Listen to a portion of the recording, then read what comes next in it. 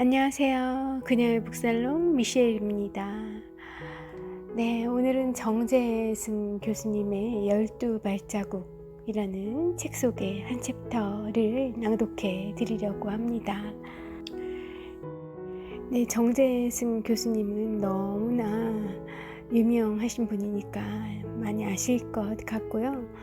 뇌를 연구하는 물리학자라고 자칭하시는 분입니다. 카이스트에서 물리학 전공하셨고, 또 예일대에서 의대 정신과 연구원 하셨고, 고대 물리학과 연구교수, 그리고 콜롬비아 대학교 의대 정신과 조교수를 거쳐서 이 책 지으실 당시에는 카이스트 바이오민 뇌공학과 교수님이신 동시에 문술미래 전략대학 원장으로 재직 중이셨다고 해요. 미래전략대학 원장님이셨었네요. 예. 이런 어마어마한 화려한 이력을 가진 정재승 교수님의 이 12발자국, 이 책은요, 여러 강연에서 하셨던 그 강연들을 이 테마에 맞게 관련된 강연들을 모아서 강연에서 하셨던 그 말씀들과, 그리고 미처 못다 하신 말씀들, 이런 것들을 다 보완해서 한 챕터 한 챕터 세심하게 구성을 하신 것 같더라고요. 문장 구성도 그렇고 강연 스타일로 되어 있고요. 너무 매끄럽게 잘 쓰여 있습니다. 교수님들이라고 다 책을 굉장히 매끄럽고 세심하게 다듬으시는 것 같진 않아요. 그런데 정재승 교수님의 이 책은 너무 읽기 편안하게, 과학에 대한 이해가 없더라도 잘 이해할 수 있게 배려가 구석구석 많이 되어 있다는 걸 느낄 수 있어요. 오늘 소개해 드릴 챕터의 제목은 결핍 없이 욕망할 수 있는가 라는 세 번째 발자국, 12개의 발자국 중에서 세 번째 발자국을 낭독해 드리겠습니다. 바로 시작할게요. 오늘 제가 여러분과 함께 고민하고 싶은 주제는 결핍입니다. 결핍은 우리 삶에 어떤 영향을 미치는가?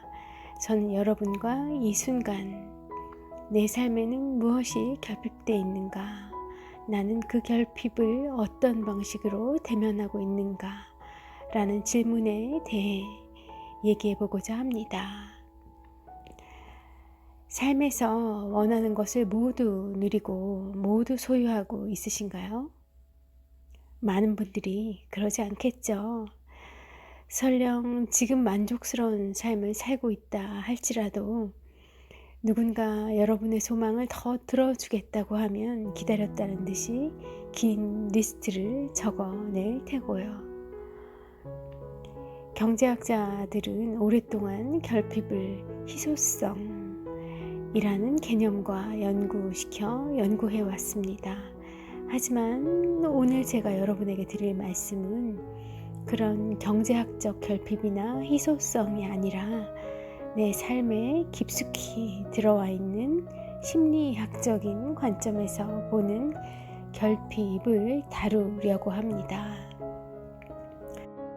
결핍이 우리를 성장시킨다라는 소제목을 가지고 있는 파트입니다. 저는 여러분께 결핍이 욕망을 낳는다라는 너무나 당연하면서도 놀랍고 또 쉽게 간과되고 있지만 인생에 막대한 영향을 미치는 진실, 그것을 강조하고 싶습니다. 우리 모두는 결핍 없는 삶을 원하죠. 만약 우리 아이가 무언가 결핍이 있다고 하면 부모는 그걸 극복하려고 애씁니다. 철분이 부족하다고 하면 먹이려고 애쓰고, 영어를 잘 못한다고 하면 미국에 연수를 보내서라도 더 가르치고 싶고요. 그렇게 우리 모두는 결핍을 메우려고 노력합니다.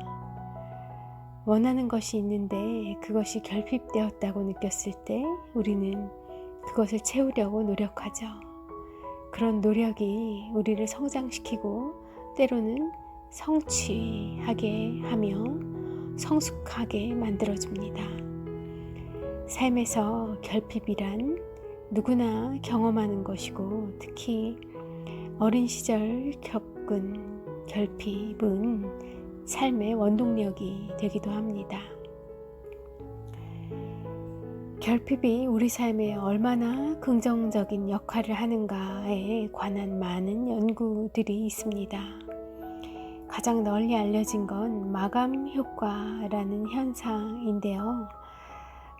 마감이 다가오면 갑자기 효율이 늘어나고 결과가 좋아지는 거예요.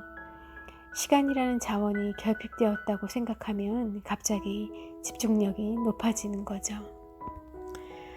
갑자기 한 30여 분 전에 제 머릿속에 들었던 생각이 떠올라요. 제 나이가 문득 떠올랐고 100살까지 산대지만 대략 어느 정도 왔구나. 언제 어떻게 될지 모르고 정말 100살까지 살지 어떨지 모르는데 이제 나에게 남아있는 시간이 그리 많지 않을 수도 있구나. 하루하루 정말 내가 좋아하는 것만 하다가 가야겠다. 맛있는 것만 먹고 좋은 데만 가고 좋아하는 사람들만 만나고 그러다 가기도 짧은 생각 아닌가 하는 생각이 문득 들었었거든요. 그 데드라인 이펙트, 마감 효과와 좀 관련이 있을 것 같아서 생각이 났어요. 인생이 마감이 다가온다고 하니까 내가 무엇을 내 시간 테이블에서 없애야 하는지 어떤 것들을 드러내고 어떤 것들로 채워야 될지 그런데 남은 인생의 효율성을 높이고 싶다는 생각이 들었었나 봅니다. 자, 다시 책으로 돌아갈게요. 게다가 결핍은 동기, 모티베이션을 만들어냅니다. 예를 들어 사람을 대상으로 실험을 할 때 점심시간 무렵에 진행한다면 실험을 밥을 주고 실험을 한 경우와 밥을 주지 않고 실험을 한 경우 결과가 다르게 나온다고 해요. 보통 식사를 못한 사람들이 훨씬 더 성실히 실험에 참여합니다. 그래서 심리학자들은 많이들 알고 있어요. 꼭 점심때 실험을 해라. 실험 후에 밥을 드려라. 모든 실험이 다 그런 건 아니고요. 그 과제가 음식이나 보상과 관련이 깊다면 그렇다는 얘기입니다. 가령 도넛이라는 단어를 퍼즐에서 찾는 것, 이런 때는 허기진 피험자들의 찾는 속도가 3배 이상 빨라집니다. 그러니까 그건 순전히 능력만의 문제가 아닌 거죠. 심리학자들은 이것을 집중 배당금이라는 개념으로 설명합니다. 우리 뇌는 매 순간 주변 환경으로부터 수많은 자극을 받는데요.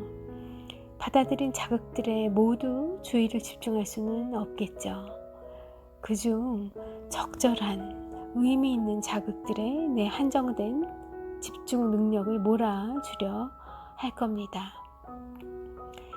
그렇다면 과연 어디에 몰아줄 거냐? 내가 뭔가 부족하다고 느껴지는 것, 결핍이 있다고 생각되면 그와 관련된 자극에 더 민감할 겁니다.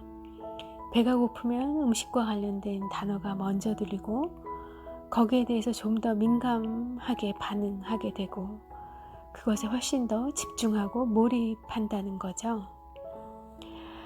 때론 장애물이나 방해물이 생기면 내가 원하는 것을 잃거나 결핍될지도 모른다는 불안감에 어떤 것을 더욱 강력하게 원하게 되는 현상도 나타납니다.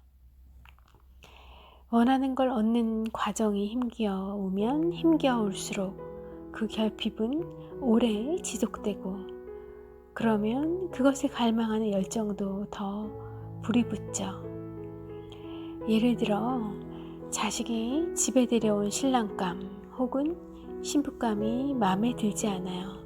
그렇다면 부모는 어떻게 해야 할까요? 자식의 선택을 믿고 존중하는 것이 가장 올바른 태도일 겁니다.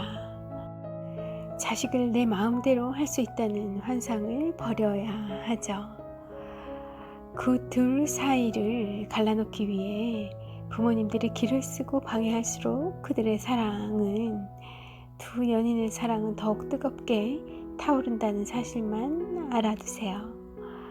그들의 사랑을 불붙게 하는 가장 효과적인 방법은 내 눈에 흙이 들어가도 절대 결혼은 안 된다고 반대하는 겁니다. 사랑은 방해물을 만났을 때 더욱 숭고해집니다. 부모의 반대라는 역경이 그들의 사랑을 매우 결핍된 소중한 것으로, 더욱 아름다운 것으로 만드는 거죠. 오히려 쿨하게 열심히 사귀어 보라고 격려하고 10년 이상 사귀면 그때 결혼해도 좋다고 해보세요. 그 전에 다 스스로 헤어집니다. 10년이라는 넉넉한 시간이 주어지는 순간 사랑이 다르게 보일 수 있다는 거죠. 이렇게 결핍이 우리를 성장시킨다는 주제에 대해서 우선 말씀을 드렸어요. 또 다른 예를 하나 더 들어드린다면, 아이가 게임에 완전히 빠져 있어서 걱정이라는 부모님들 많으시잖아요. 아이들의 게임 중독을 고치는 제일 좋은 방법이 뭐냐면 게임을 정규 교과목으로 만드는 겁니다. 아이들에게 게임에 관한 책을 읽게 하고, 게임을 직접 만들게 하고, 게임에 관해 시험을 보고 정해진 기준만큼 점수를 못 받으면 낙제를 시키는 거죠. 그러면 아이들이 게임으로부터 멀어질 거라고 정재승 교수님이 얘기하고 있으세요. 어떤 즐거운 것도 학교 공부처럼 시키면, 혹은 일처럼, 회사에서 하는 일처럼 시키면 무조건 싫어하게 되어 있다는 겁니다. 강제와 과잉이 거부를 낳는 거죠. 하지 말라고 하면 아이들은 훨씬 더 매력을 느끼기 때문에, 그래서 게임에 빠져드는 겁니다. 어떠세요? 이런 정 교수님의 방법에, 제안에 동의하실까요? 아이가 게임에 빠져 있다는 것은 게임 외에는 다른 즐거움이 없다는 뜻이기도 합니다. 게임에 중독된 아이를 보면, 아이고, 내가 우리 아이를 게임 외에는 즐거움을 모르는 아이로 키웠구나 하면서 다른 즐거움을 제공하려고, 키워주려고 애쓰실 필요가 있습니다. 게임은 아이들이 학교 공부로 받은 스트레스를 푸는 가장 손쉬운 즐거움이거든요. 운동을 즐기고 음악이나 미술 등 다양한 예술 활동에 관심 있는 아이라면 게임 하나에 중독되는 그럴 가능성은 현저히 줄어들 거라고 해요. 교육과 관련된 이야기로 계속 그 주제를 이어가고 있으세요. 요즘 청소년들에게 가장 심각한 문제 중 하나는 결핍을 경험할 기회가 없다는 겁니다. 아이가 수학에 관심을 갖기 전에 이미 부모가 아이에게 숫자를 가르쳐 주고요. 아이가 책에 스스로 관심을 갖기 전에 글을 가르칩니다. 외국인과 얘기를 하고 싶다거나 영어로 된 영화 대사를 이해하고 싶다고 아이가 먼저 느끼기 전에 영어 캠프를 2주 정도 경험하게 해주죠. 엄마, 나 영어 배우고 싶어 라는 마음을 먹기 이전에 이미 영어가 자신의 삶 속에 들어와 있는 겁니다. 스스로 학교 공부의 부족함을 깨닫기 전에 부모가 알아서 가장 좋은 학원을 알아보고 그곳에 보내는 패턴이다 보니 요즘 아이들은 학교를 다니는 동안 나 이거 너무 하고 싶어 이런 마음으로 뭔가를 배우는 시간, 무언가 열심히 활동하는 그런 시간, 너무 하고 싶어서, 그러니까 너무 하고 싶다는 거는 갈망이 크다는 거거나 결핍이 크다는 거겠죠. 그런데 그런 케이스가 현저히 줄어들어 있다고 해요. 여기에 대해서 많은 부모님들이 동의를 하실 것 같습니다. 자, 학교란 뭘 하는 곳일까요? 무엇을 하는 곳일까요? 학교라는 장소는 공부라는 게 너무 즐거워서 학교를 졸업하고도 평생 공부하고 싶어 하는 학생들을 배출하는 것이 학교의 가장 중요한 의무인데 지금 우리나라의 학교는 졸업하면 이런 공부 절대 다시는 안 할 거야. 절대 다시 이런 공부 안 할 거야 라고 외치는 졸업생들을 세상에 내보내고 있어요. 지금의 교육은 더 이상 미적분을 풀지 않아도 된다는 것이 삶의 가장 큰 기쁨이라고 느끼는, 이제 더 이상 공부하지 않아도 된다는 것을 삶의 가장 큰 기쁨이라고 느끼는 어른들을 세상에 내보내고 있습니다.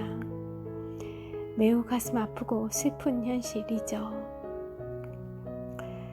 호기심이 많아서, 호기심이 넘쳐서, 관심 있는 게 많아서 궁금한 걸 스스로 알아보고 탐구하는 것이 공부이고요. 그런데도 아니 좋아서 공부하는 사람이 어딨어요? 하라니까 하는 거지 라는 대답이 돌아와요. 그것이 요즘의 추세입니다. 공부해야 하는 이유를 모른 채로, 특히 자신이 진정 뭘 하고 싶어 하는지 모른 채 세상에 요구하는 삶, 부모가 원하는 삶을 추구하죠. 너 이 정도 점수면 땡땡 대학 갈 수 있겠다. 거기 지원해봐 라는 식으로 세상에 세팅해 놓은 배치표 사이에 자신의 삶을 구겨 넣는 거죠. 타인의 욕망을 내 욕망인 것으로 착각하며 우리 아이들은 살아가고 있습니다. 엄마의 욕망, 아빠의 욕망, 어른의 욕망, 사회의 욕망, 그것을 마치 본인이 정말 바라고 원하는 것인 착각하면서 우리 아이들이 커나가고 있어요. 전부가 다 그럴 수는 아닐 수 있습니다만 많은 부분에 차지할 겁니다. 젊은이들이 제게 종종 묻는 질문 중 하나가 잘하는 것과 좋아하는 것 사이에서 무엇을 골라야 하나요? 라는 질문이에요. 그리고 대개 성공한 멘토들은 쿨하게 이렇게 이야기합니다. 인생은 짧습니다. 진정 좋아하는 걸 하세요. 라고 답하죠. 그런데 실상 이 질문은 상당히 사치스러운 질문입니다. 대부분의 사람들은 안타깝게도 잘하는 게 별로 없어요. 그닥 없어요. 그래서 잘하는 게 있다는 건 그 자체로 축복입니다. 잘하는 걸 꾸준히 하다 보면 즐길 가능성이 높죠. 더욱 안타까운 건 좋아하는 것도 생각보다 별로 없다는 사실이에요. 내가 진정 좋아하는 게 뭔지 찾아볼 시간이, 기회가, 경험이 별로 없습니다. 그러다 보니 내가 진정 좋아하는 게 뭔지 잘 모르겠어 라고 생각하는 사람들이 훨씬 더 많죠. 오징어 잡이 배에 등이 쭉 매달려 있는 모습을 보신 적 있죠? 없으시면 잠깐 스톱하고 오징어 잡이 배 검색해 보세요. 아마 보실 수 있을 겁니다. 집어등이라는 건데요, 오징어를 불러들이는 기능을 합니다. 어느 철학자의 책에 이런 대목이 나옵니다. 지금 우리 사회는 욕망의 자본주의 시대다. 요즘 젊은이들은 집어등에 달려드는 오징어 떼 같은, 그러니까 그 욕망이 자신에게 좋은지 나쁜지도 잘 모르면서, 심지어는 독이 되는 욕망인지도 모르면서 무조건 내달리고 있다 라고요. 저도 같은 생각입니다. 정재승 교수님도 그렇고요, 미셸도 같은 생각입니다. 학습된 욕망, 부모로부터 혹은 사회로부터 내려와 내게로 스며든 그 욕망들이 자신의 욕망인 줄 알고 열심히 추구하다가 어느 날 그 동력을 잃어버리면 큰 좌절을 하게 되고, 벽을 만나 실패하게 되면 더 이상 추동할 힘이 생기지 않는, 그래서 극단적인 선택을 하기도 하는 것이 지금 우리 사회의 모습이죠. 제가 몸담고 있는 대학교라는 곳은 무엇을 해야 하는 공간일까요? 내가 진짜 원하는 게 뭔지를 알아내는 그런 곳이어야 합니다. 그러기 위해 대학생들은 이것저것 해보고 여기저기 찾아가 봐야 합니다. 온갖 분야를 구경하고 경험하고 물어볼 수 있어야 합니다. 부족하면 책을 통해 간접 경험도 해보고요. 인턴도 해보고 선배들을 찾아가 물어도 보고 랩에 가서 실험도 해보고 실험실도 어지럽혀야 합니다. 실제로 그곳에선 무슨 일이 벌어지고 있는지 경험해볼 기회를 학교가 제공해야 한다는 거죠. 아주 중요한 일인 겁니다. 학교는 실패가 용납되는 공간이자 시간이어야 합니다. 하지만 안쓰럽게도 우리 사회는 학생들에게 그런 시간과 기회를 부여하지 않아요. 심지어 방학제조차도 스펙 쌓느라 이력서에 들어갈 한 줄을 만들기 위해 분초를 다툽니다. 그러고도 자신이 정규직으로 제대로 취업할 수 있을지 확실하지 않죠. 그렇게 하고도 말입니다. 불안과 절망 사이에서 심리적 방황만 하고 있는 거죠. 저는 우리 사회에 요구하고 싶습니다. 아이들에게, 청춘들에게 결핍을 허하라 라고요. 심심해, 뭐 재밌는 거 없나? 라고 얘기할 수 있는 무료한 시간을 아이들에게 허락해줘야 합니다. 스스로 엉덩이를 떼고 일어나 재미있는 걸 찾기 위해 어슬렁거리는 젊은이들로, 성취 동기가 가득 찬 어른으로 성장하게 하는 길은 그들에게 결핍을 허하고 무료한 시간을 허락하는 것입니다. 그들이 방황하면 그 방황을 적극적으로 밀어주고, 실패하고 사고쳐도 좋다고 믿어주는 태도가 필요합니다. 우리 모두는 어린 시절, 청소년 시절, 심지어 젊은 시절에 얼마나 미숙했습니까? 그 시간을 참고 기다려주고 믿어주는 부모가, 학교가, 사회가 그들에게 필요합니다. 네, 요새 학생들 보면 정말 너무 바쁘잖아요. 뭐, 마음이 굉장히 불안한 상태로 너무 바쁘더라고요.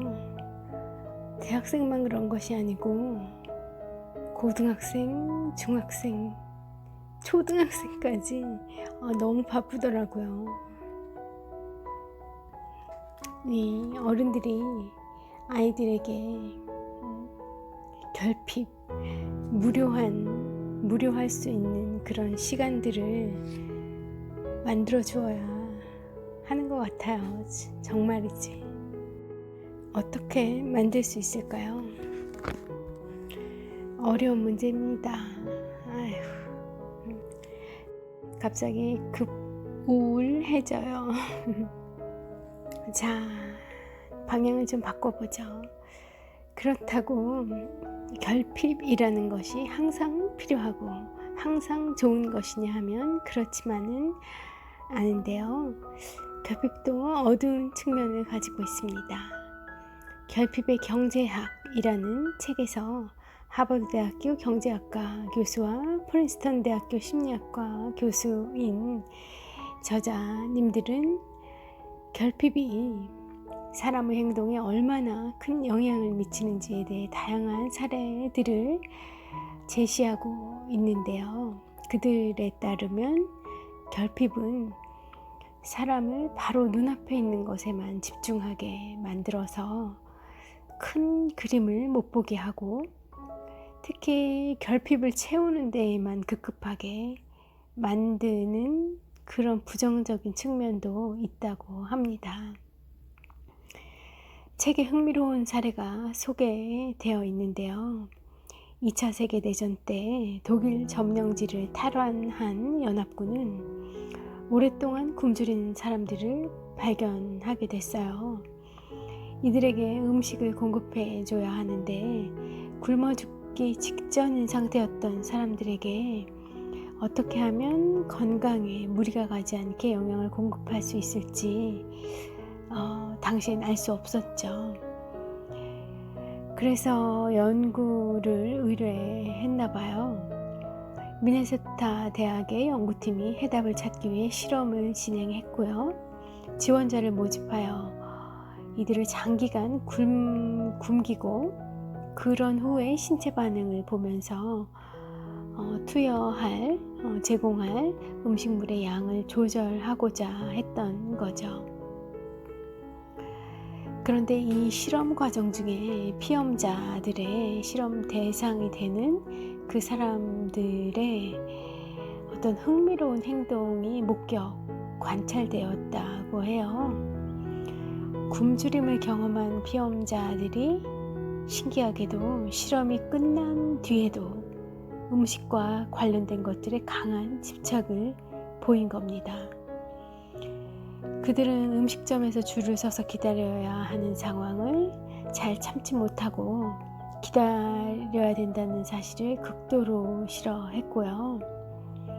실험 전에는 학자가 되겠다고 했던 사람도 이 굶주림을 경험한 피험자들은 이제 학자가 되겠다고 했던 사람도 실험 후에는 요리책에 훨씬 더 많은 관심을 보이고 또 어떤 사람은 아예 식당 주인이 되겠다고 결심하게 되는 사람도 있었다는 거예요.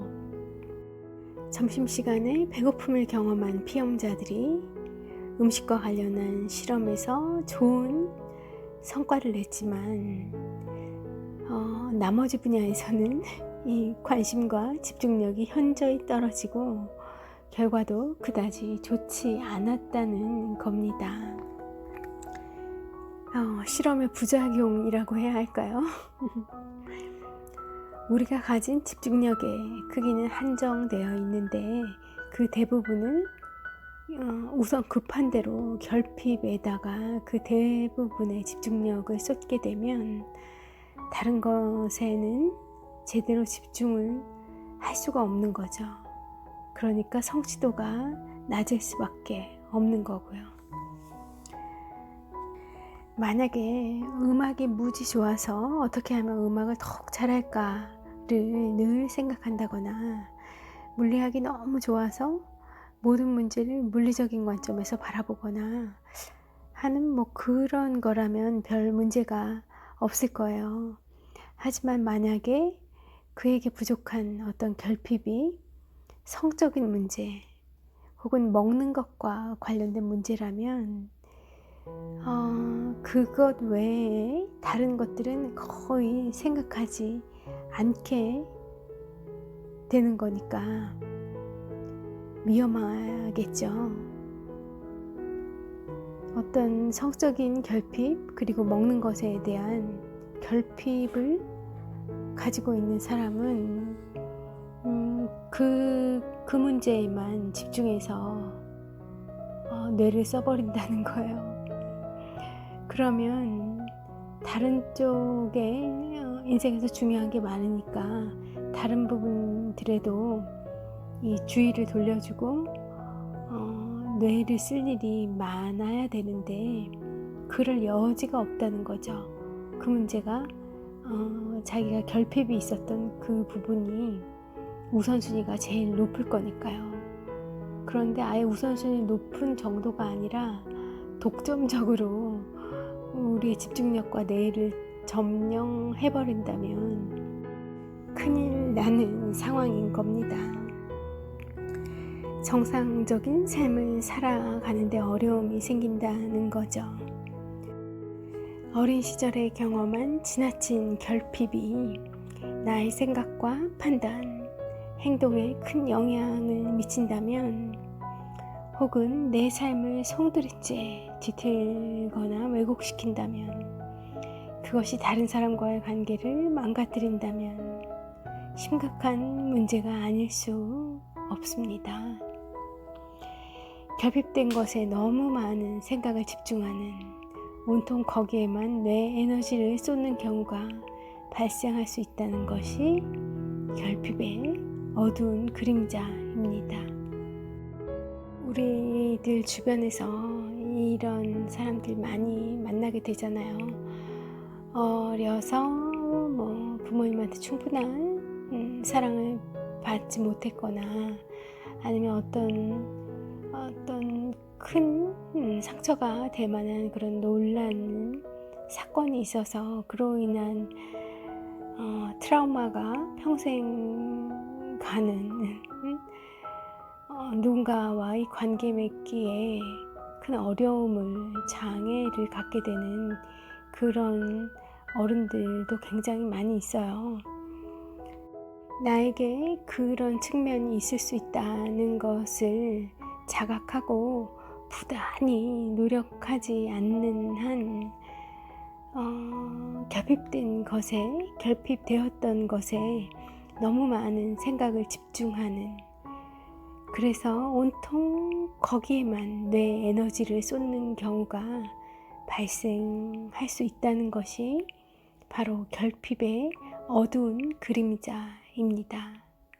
소개하고 있으신 대표적인 사례 하나를 더 말씀드리면, 미국 소방관의 주요 사망 원인이 또 큰 예가 될 수가 있어요.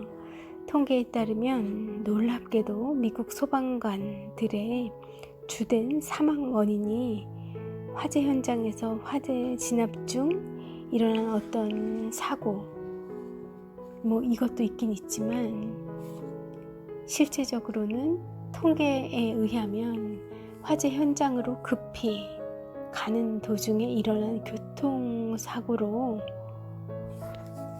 사망하는 케이스가 더 많다는 거예요. 왜 이런 일이 벌어질까요? 얼른 가서 불을 꺼야 한다는 그 생각에 온통 신경을 빼앗겨서 그런 나머지 안전벨트를 안 매는 경우가 종종 생긴다는 겁니다. 안전벨트를 매는 것 같은 그런 사소한 일에는 신경을 못 쓰게 되어버리는 거죠. 굉장히 급박한 상황에서 차가 커브를 틀 때 튕겨나가거나 갑자기 급정거를 할 때 부딪혀서 사망하는 사고가 종종 벌어진다고 합니다. 중요한 것에 온통 신경 쓰느라 다른 것들을 소홀히 했던 경험 다들 있으실 겁니다. 안타깝게도 어린 시절에 결핍을 많이 경험한 사람들은 충동을 억제하는 능력이 떨어지는 경우가 많다고 해요. 사탕수수 농장에서 했던 실험을 예로 소개해드리면, 사탕수수 농장에서는 사탕수수가 다 익어서 경작이 끝나면 그때야 이제 풍요로운 시간을 보낸다고 하고요. 그 직전에는 굉장히 빈곤하다고 합니다. 당연하겠죠. 예전에 농촌에서 겪은 춘궁기 같은 시기라고 보시면 될 것 같아요. 신경과학자들이 사탕수수를 추수하기 전과 후 그 두 시점에 농장에서 일하는 사람들의 자기 조절 능력, 인지 능력, 기억력, 주의력 등을 관찰했다고 해요. 측정했다고 해요. 그 결과 놀랍게도 풍요로운 시기에는 인지 능력이 현저히 좋은 반면에 빈곤한 시기에는 테스트 결과값이 시원치 않았다는 거예요. 먹을 게 부족하면 내가 이런 걸 왜 풀어야 되나 싶기도 하고, 집중도 잘 되지 않고 짜증도 늘어나서 동기부여가 안 된다는 거죠. 그것이 고스란히 결과에도 영향을 미쳤던 겁니다. 결핍이 의사결정, 특히 인간의 인지 능력에 얼마나 부정적인 영향을 미치는지 보여주는 사례입니다. 다시 말하면 물질적 차원의 고갈이 정신적 고갈로 이어질 수 있음을 보여주고 있는 사례죠. 자, 이렇게 저는 오늘 이 자리에서 여러분에게 결핍의 두 얼굴을 이야기했습니다. 결핍은 때로는 우리에게 강한 성취 동기를 부여해주고, 무언가를 열심히 하고 싶은 그 의욕을 심어주고, 내 삶을 성장하게 하는 에너지가 될 수 있다고 말씀드렸어요. 하지만 지나친 결핍은 사람들의 생각을 좁게 만들고 자기 조절 능력을 떨어뜨리며 타인과의 관계를 왜곡시키는 정신적 병균으로 작용할 수도 있습니다. 결핍이라는 것이 그런 양면성을 가지고 있다는 거죠. 자, 여러분에게 결핍은 무엇입니까? 어떤 결핍을 가지고 있으신가요? 여러분은 어떤 것들이 결핍되었습니까? 그리고 그 결핍이 여러분의 삶을 어떻게 만들었습니까? 어떻게 만들고 있으십니까? 내 삶에서 결핍이 어떤 의미인지 한번 찬찬히 들여다보세요. 나는 어린 시절 무엇이 부족했나? 진짜 하고 싶었는데 못한 것이 무엇인지, 그리고 그것이 지금도 나를 사로잡고 있는지는 아닌지 라는 질문에 답해 보시기 바랍니다. 여러분에게는 인생의 결핍과 대면할 용기가 있습니까? 그것이 열등감이나 정신적 병균이 아니라 삶의 에너지로 작용할 수 있도록 당당하게 대면할 용기를 가지세요. 결핍은 우리를 성장시킵니다. 이대로 엔딩이 너무 좋아서 이대로 미셸도 물러가 보겠습니다. 오늘 함께 해주셔서 감사하고요. 저는 또 내일 다른 좋은 책 찾아서 오겠습니다. 좋은 하루 되세요. 미셸이었습니다.